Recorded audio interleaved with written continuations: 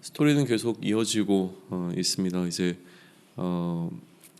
기업 물음에 관한 요청을 룻이 보아스에게 했고요. 보아스는 그렇게 하겠다고 맹세를 하죠. 그러나 한 가지 해결해야 될 일이 있었는데 그것은 기업 물음이라고 하는 어떤 그 일에 있어서 보아스보다 우선순위를 갖고 있었던 한 사람이 있었기 때문에 그 사람의 어떤 의사를 먼저 타진해 보는 것이 순서였기에 보아스는 룻기 4장에서 성문으로 갑니다. 이 성문이라고 하는 장소가 당시에는 굉장히 중요한 의미를 갖고 있었던 장소였죠. 그것에서 가장 중요한 결정과 나름대로 이제 법적인 결정들이 이루어지는 공간이 바로 이제 성문이었고요. 그곳으로 갔는데 마침이라고 하는 어떤 방식으로 계속 진행되는 스토리가 여기서도 등장을 합니다. 때마침 그곳에서 그 기업 물음을 감당하게 되어지는 그 기업 물을 자가 지나가게 되죠. 그러니까 보아스가 성문에 갔는데 마침 그 성문을 또 지나던 그 사람과 마주하게 되었다라고 설명이 되어집니다. 그 사람의 이름은 등장하지 않지만 아무개라고 지금 번역되어 있기 때문에 우리도 오늘 이 스토리 가운데서 그 사람을 아무개로 좀 부르겠습니다. 아무개를 만나게 되었고 그를 만나자 보아스는 장로 10명을 이 공식적인 자리인 성문으로 초청해서 굉장히 오피셜한 자리를 만들죠. 그리고 그 가운데서 기업 물음에 관한 논의가 진행되기 시작을 합니다. 기업 물음이라고 하는 개념은 조금 더 큰 개념인데도 불구하고 오늘 그 성문에서 펼쳐진 이 공식적인 자리에서 다뤄지게 되는 사안은 땅에 대한 소유권이라고 하는 것으로 좁혀져서 이야기가 좀 진행이 되어집니다. 그러니까 나오미가 그의 남편의 소유지를 팔려고 지금 시장에 내놓았다는 어떤 느낌으로 설명이 되는 거죠. 나오미가 그의 남편의 소유지였던, 다시 얘기하면 이 나오미의 가정의 소유로 되어 있었던 땅을 팔려고 소위 얘기하면 부동산 시장에 내놓았다라는 이야기, 이 정보를 그 아무개에게 좀 들려주는 방식입니다. 일단 나오미에게 땅이 있었다라고 하는 사실이 어떻게 보면 우리로 하여금 좀 의아하게 생각될 수 있는 부분들이 있습니다. 나중에 그것은 이제 밭이라고 표현이 되어지는데요. 우리 개념으로 보면 나오미 되게 가난한 줄 알았었는데 알고 봤더니 그렇게 부동산을 소유한 사람이었어라는 방식으로 해석될 수 있는 이제 혼동이 좀 있는 부분이기 때문에 언급하고 넘어가는 건데요. 두 가지로 해석이 가능합니다. 이제 모압 땅으로 흉년 때문에 가기 전에 이 땅의 소유권을, 그러니까 이 땅을 누군가에게 넘기고 갔을 가능성에 대해서 이제 바라보는 거죠. 그러니까 어떤 경제적 이유로 이 땅을 누군가에게 넘길 수밖에 없었던 상황입니다. 그러나 이스라엘의 이 땅이라고 하는 개념은 우리가 뭐 희년이라든가 이런 것들을 통해서 이미 살펴보았지만 그 소유권 자체가 사실은 넘어간다고 볼 수는 없거든요. 다시 원 주인에게로 돌아오게 되어 있는 것이기 때문에 그런 차원에서 지금 그 땅에 대한 모든 소유권을 아예 넘기는 것에 관한 이야기일 것이다라고 이제 보는 경우가 있고요. 아니면 이제 팔지는 않았지만 경작되지 않고 방치된 땅이 있었던 것으로 이제 해석할 수도 있을 겁니다. 아무튼 지금 이 아무개에게 보아스가 얘기하는 것은 무엇이냐면 우리의 형제 엘리멜렉의 소유지를 지금 팔려고 한다. 그게 이제 핵심인 겁니다. 그런데 이 소유지는 아무나 살 수 있던 것이 아니었죠. 당시에 이 땅을 누군가가 완전히 이 소유권을 갖는다라고 하는 것은 제한된 사람만 살 수 있었고 그 자격이 있는 사람이 지금 논의하고 있는 이 아무개와 보아스라고 한 둘밖에 없다는 사실에 대해서 이야기를 하고 있는 것이고요. 그러니까 이 아무개에게 그 땅을 내가 사겠느냐고 보아스가 이제 묻게 되는 상황인 거죠. 그랬더니 아무개가 자신이 사겠다고 이야기를 합니다. 이 땅을 사는 것에 참여할 수 있는 우선순위가 그에게 있었기 때문에 아무개의 순위가 보아스보다 높았던 것이죠. 뭐 입찰은 아니지만 입찰에 참여할 수 있는 어떤 그 순위가 훨씬 더 높았던 것으로 좀 보여지는 겁니다. 그러자 보아스는 이제 무슨 설명을 하냐면 이것은 단순히 밭을 사는 어떤 문제가 아니라, 그러니까 어떤 밭을 사서 나의 재산을 확장하는 개념 속에서 논의가 되어야 될 것이 아니라 그것은 그 땅을 소유한 가문이 계속 이어지도록 하는 것이라고 하는 설명을 이 아무개에게 다시 한번 해주고 있습니다. 단순히 땅을 소유하는 것이 아니라 그 땅을 원래 소유했던 엘리멜렉의 가문의 이름을 그 기업이 계속 이어질 수 있도록 하는 것인데 그렇게 이어진다라고 하는 것은 그 땅을 지금 소유하고 있는 나오미의 아들의 아내였던 룻을 아내로 맞이해서 그 가운데서 계속 그 엘리멜렉의 가문이 이어질 수 있도록 하기 위한 자녀를 낳는 일도 그 안에 다 포함되어 있는 것이라고 하는 것을 이렇게 설명이 좀 되는 것이죠. 그랬더니 이 아무개는 그런 의미라고 한다면 나는 이 밭을 사는 것을 좀 포기해야 되겠다. 왜냐하면 이미 내가 소유하고 있는 어떤 기업에 이것으로 인해서 어떤 해가 될 수 있는 가능성들이 있기 때문에 그 결정, 자기는 밭을 사는 것을 포기한다 라고 하면서 선언을 합니다. 그 6절이죠. 그리고 나서 신발을 벗는 공식적인 행위를 통해서 그 결정을 확증하게 되어집니다. 아마도 이러한 행위들은 이 룻기를 보는 당시의 사람들에게도 좀 생소한 것이었는지는 모르겠는데 룻기를 적고 있는 기자는 그것에 대해서 좀 설명을 덧붙여서 해줍니다. 7절과 8절을 통해서 신을 벗는 행위가 어떤 의미가 있는지에 대한 것을 설명을 해주면서 이게 공식적인 자리에서 공식적인 행위를 통하여 공식적으로 선포가 되었다. 무엇이? 그러니까 아무개가 이 기업 물음에 대한 본인의 권리를 포기하고 보아스에게 그것을 넘겼다라고 하는 것이 이렇게 공식화되어지게 됩니다. 그러자 이제 보아스는 엘레멜렉과 그의 아들들의 기업을 자신이 물을 것이라고 그 자리에 모여 있었던 장로 10명과 함께하고 있던 모든 백성들 앞에서 선언하게 되어지죠. 그러자 성문에 있었던 사람들이 보아스의 선언의 증인이 될 것이라고 하는 것과 아울러서 그의 아내가 된 룻을 축복하기 시작합니다. 그 내용이 11절과 12절인데요. 성문에 있는 모든 백성과 장로들이 이르되 우리가 증인이 되나니 여호와께서 내 집에 들어가는 여인으로 이스라엘의 집을 세운 라헬과 레아 두 사람과 같게 하시고 내가 에브라스에서 유력하고 베들레헴에서 유명하게 하시기 원하며 여호와께서 이 젊은 여자로 말미암아 내게 상속자를 주사 내 집이 다말이 유다에게서 나와준 베레스의 집과 같게 하시기를 원하노라 하니라라고 이제 축복을 합니다. 그리고 보아스와 룻은 결혼해서 아들을 낳게 되어지죠.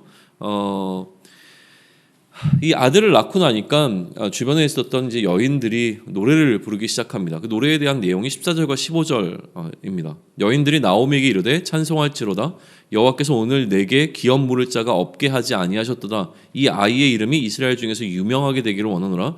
이는 내 생명의 회복자이며 내 노년의 봉양자라 곧 너를 사랑하며 7 아들보다 귀한 내 며느리가 낳은 자로다 하니라 라고 되어 있습니다. 룻에게서 보아스와 룻에게서 아들이 나왔는데 그 아들의 양육자가 나오미가 되게 됩니다. 그래서 이 나오미가 그 품에 아기를 안고 있을 때에 이웃 여인들이 또 나오미를 축복하면서 그 아이의 이름을 오벳이라고 이제 부르게 되죠.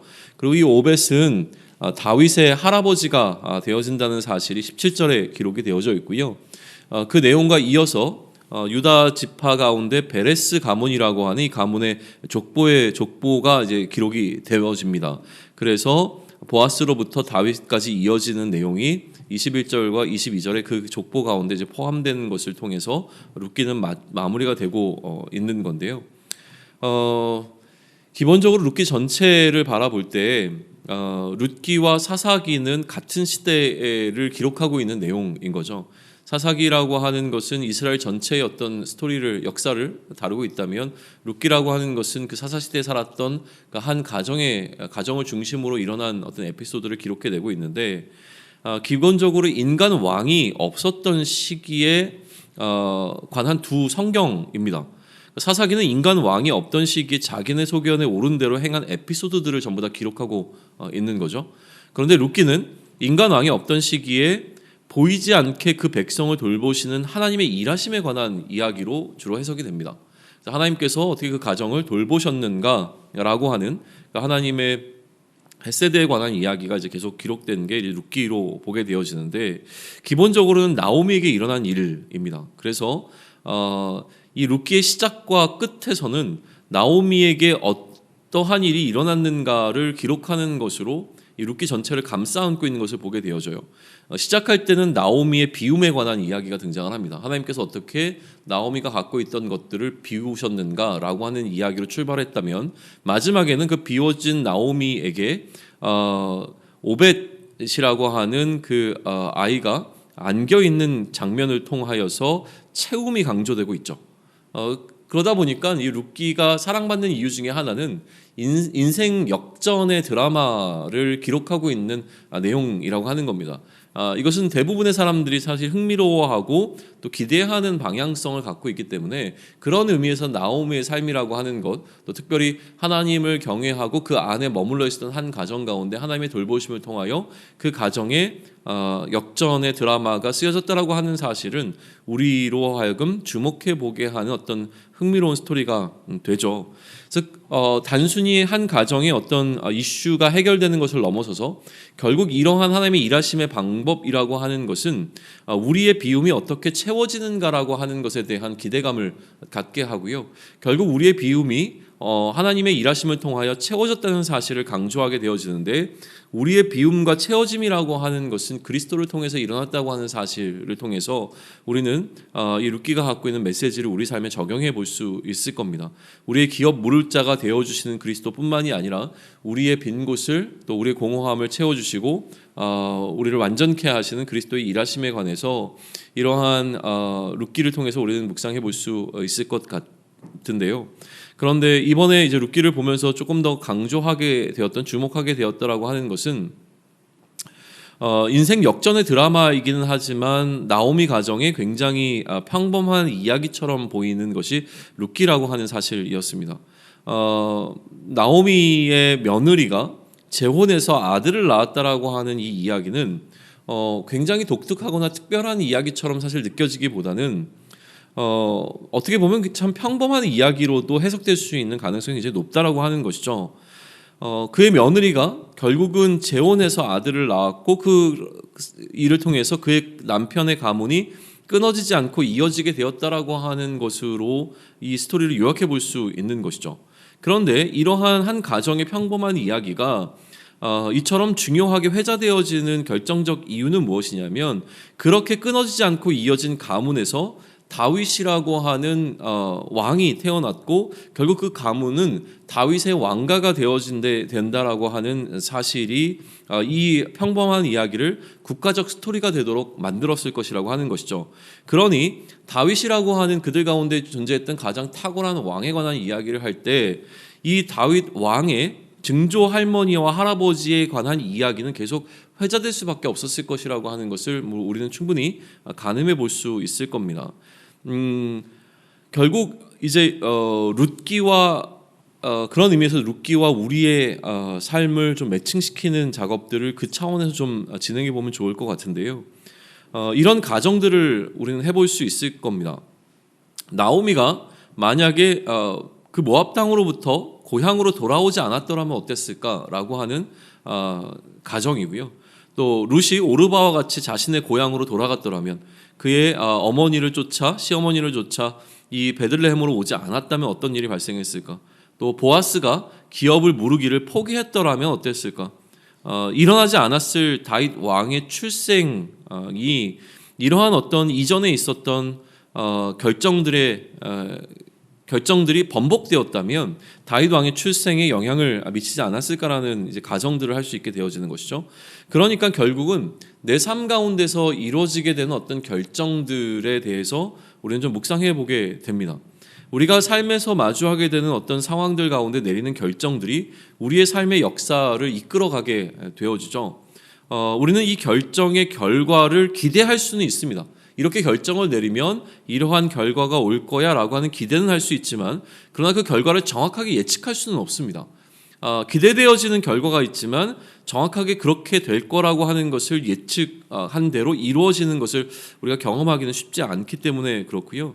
그리고 그러한 결정이 가져오게 될 어떤 임팩트를 우리가 죽을 때까지도 알지 못할 수 있는 것들이 훨씬 더 많다라고 하는 사실을 좀 인정할 필요가 있습니다.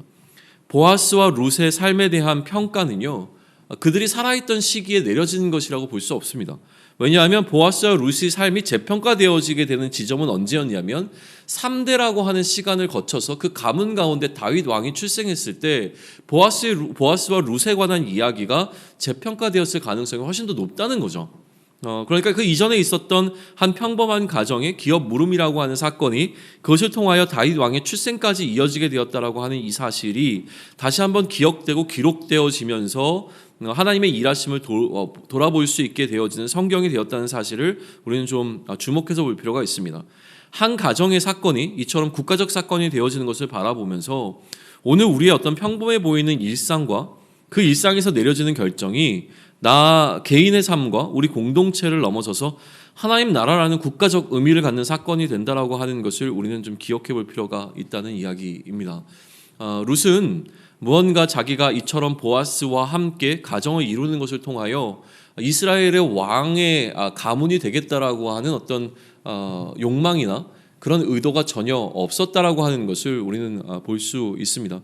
단순히 그의 가정 가운데 펼쳐지게 되어지는 이슈 혹은 오늘 하루를 살아야 되는 생계의 문제를 해결하기 위하여 그들이 나름대로 그들의 일상 가운데서 최선을 다하고 몸부림치면서 일어났던 어떤 상황들, 그리고 그 상황들 가운데서 그들이 내렸던 최선의 결정과 어떤 행동들이 결국은 그것을 통하여서 다윗 왕의 출생이라고 하는 이스라엘 굉장히 국가적 사건으로 연결되어지는 것과 마찬가지로 오늘 우리도 사실은 이것을 통하여서 우리가 하나님 나라에 굉장히 대단한 것을 헌신하겠다고 생각할 수도 있지만, 그러나 우리가 굉장히 평범해 보이는 일상과 그 일상에서 내려지는 결정들이라고 하는 것이 우리가 생각하는 방식과는 전혀 다르게 하나님 나라라는 국가적 사건이 되어지는 어떤 과정들을 우리는 엿보게 된다라고 하는 것이죠.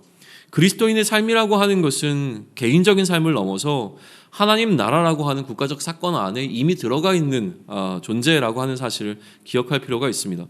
그런 의미에서 우리는 그러니까 우리가 그리스도인이 되고 난 이후에 우리의 삶은 개인의 삶이 아니라 하나님 나라라는 국가적 사건 안에 들어있는 사건이지만, 그것이 무슨 의미인가라고 하는 것은 우리 수준에서 인식하지 못할 가능성이 굉장히 높습니다. 그렇게 우리는 오늘의 최선을 다할 뿐이지 오늘 내가 살아내는 오늘이 하나님 나라에서 그러니까 이것이 어떻게 하나님 나라의 공헌이 되어지고 하나님 나라가 이 땅 가운데 펼쳐지는 일에 사용되어질지에 대해서 우리는 우리의 생애에 그것을 발견하지 못할 가능성이 많은 것이 있다라고 하는 것이죠. 그렇게 그냥 우리는 오늘 우리에게 주어진 이 삶에 우리가 할 수 있는 최선을 다하는 것이 중요하다는 생각을 하게 되어집니다.